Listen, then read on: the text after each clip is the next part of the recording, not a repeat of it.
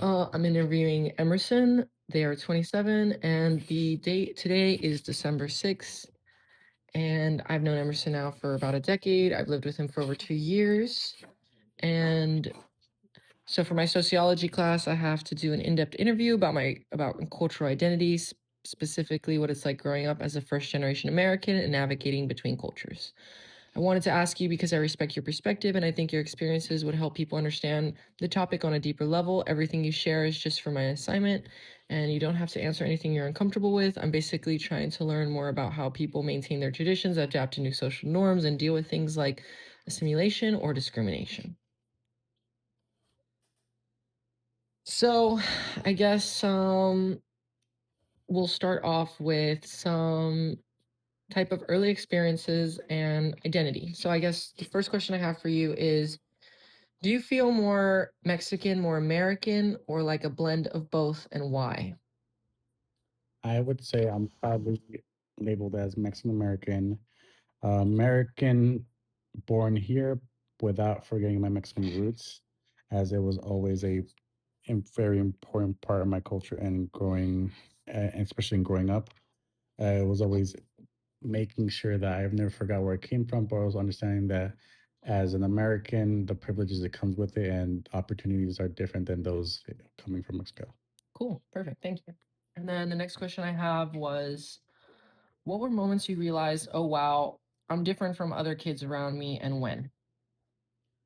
The first time would be especially when surrounded by other kids who were not bilingual.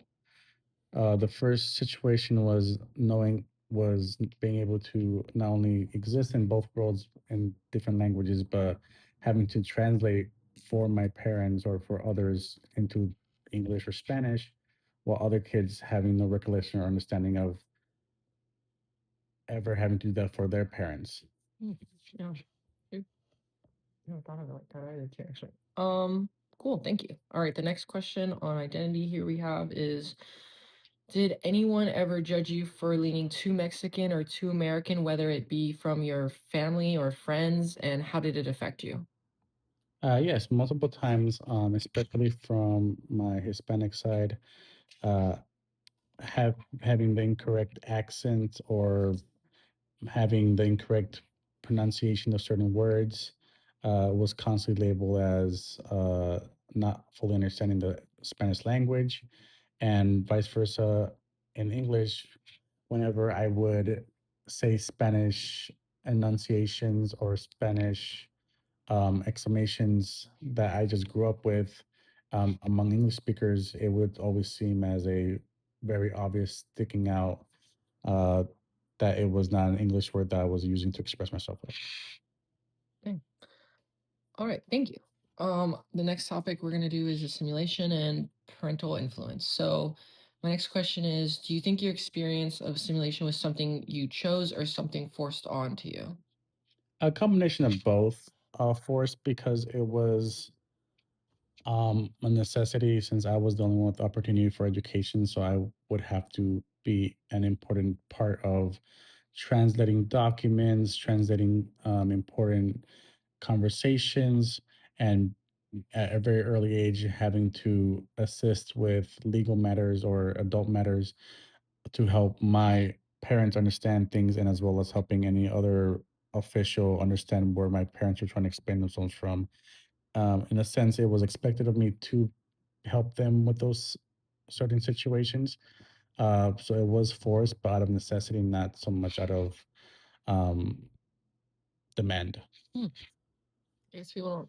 I don't even really consider that. Actually, that's actually a really good point. Hmm. All right, next question is, did your parents or friends ever encourage you to assimilate or to hold on to your roots more strongly? Yes, my mother was always um, very encouraging to remember where I came from. She, of course, was always encouraging of pursuing education in America, but also understanding that the power of a dual citizenship and coming from roots that can assist not only me, but my future generational family, how both Mexico and America can be in very institutional parts to help me in my culture and identity. Thanks. That was really good. Do you feel more connected to your culture and your roots when speaking Spanish with your family and friends? Absolutely. In Spanish, just not even just the language, but the sayings are much more different. That if they were to be directly translated to English, it would not have the same meaning or the same connotation versus the denotation. So Spanish is a very crucial part in not only the language but the metaphors that come with it and the sayings that I grew up around. Perfect. Thanks. Okay, so next topic, we're going on cultural identity, traditions, and growth. My next question is: do you ever worry about losing parts of your cultural identity as you get older?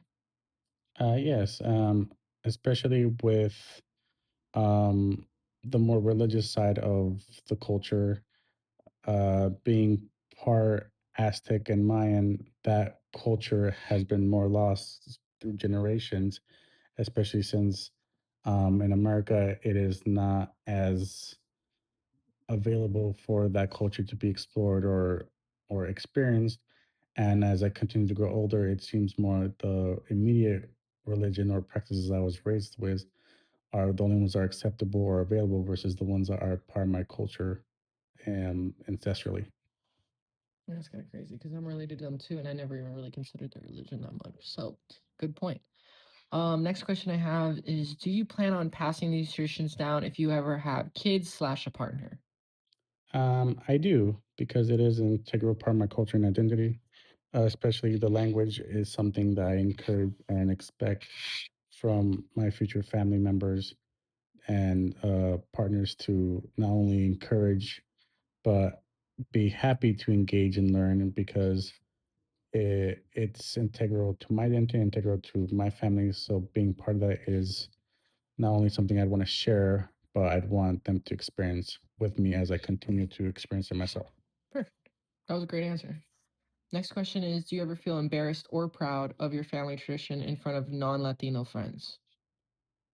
I've never felt embarrassed, but I've definitely felt like the sore thumb, especially when it comes to uh, the natural way some Hispanics can be very loud, especially when it comes to festivities.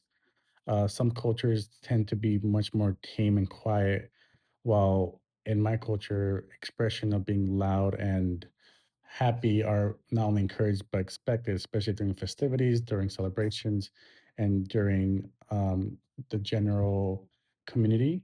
So definitely, I've had occasions where I've been told I'm loud, too boisterful, and sometimes I can get too rowdy. Yeah, that's true. Honestly, I feel people have that stereotype all the time towards it. I would say next question I have is: what parts of your background do you believe Americans can benefit most from? Americans can benefit most from the culture, especially the food and the knowledge that we can bring in agriculture, especially when it comes to the different types of vegetation and seasons that can be brought and experienced. That can be a gateway to many cultural experiences, especially through different dishes and food. And that's an integral part in culture, and not only through new countries, but new experiences that seasons can pass on seasonal knowledge such as crops and integral vegetation that is not native to a different country. Perfect. That was a great. Never thought of that point. That's a good point.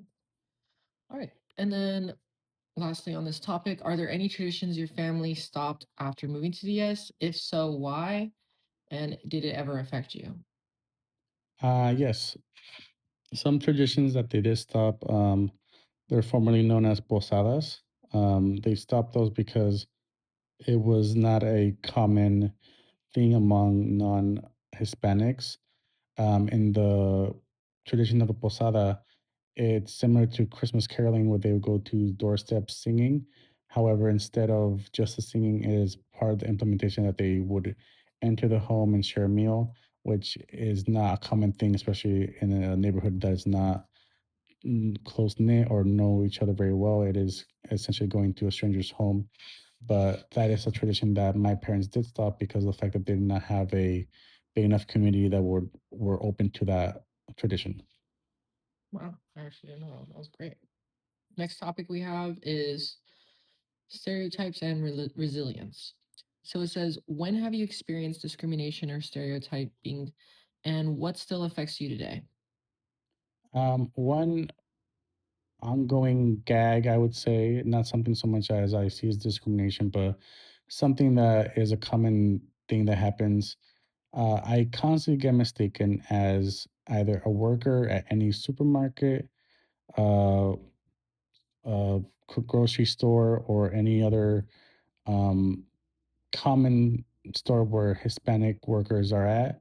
I could be dressed in normal attire. I could be dressed in very fancy attire, and I will always have at least one Caucasian person asking me for help at that store. It is on my end something funny, but it is it could be seen as discrimination as they expect the Hispanic looking person to be the worker there. Yeah, that can be very upsetting, honestly. Same with me on that. Okay, next question in this topic is, do you think this experience has bettered you and strengthened you compared to others? Yeah, absolutely. On one part, the experience tells me that obviously I am still judged for the color of my skin, but on the other hand, they see that my community and my people are always at a place of job or work, and that work ethic and hard work is always something that sticks to our stereotype. And me being thought of as a worker at some place simply means that they see as I either have the face or the look of someone who is always has something to do or somewhere to be. That's not pretty good. All right, last topic is political climate and closing reflections. So, considering the political atmosphere towards the Hispanic community, do you have serious consideration of leaving at times? I never have serious consideration of leaving because I was born into this country. I will never not have love for this country. I never will have just because of a politician in current seating will ever change my opinion of the country because the country herself is different from those who are running it. And as a Mexican American, I always will remember my part in Mexico, but I also understand that America is equally as important to my identity. And instead of fleeing, I will make sure to stay so I can always improve and help the country that I was born in. Awesome. Great answer. How did all these aspects shape who you are today? And are you more proud? And what do you want for your future self? I'm absolutely proud, especially with a common last name, Perez. I stick out from job interviews to interpersonal connections as that last name being a very common Hispanic last name. I'm immediately labeled as Hispanic. That is not something that I can ever hide or want to hide. Instead, I wear it as a badge of honor as it's a legacy name and legacy last name, especially in my home country. And not only here, where we are known as uh, a family of that keep that last name as not only to be proud of, but as a distinguishable way to be associated with that family. Perfect. That was awesome. Thank you. You're amazing.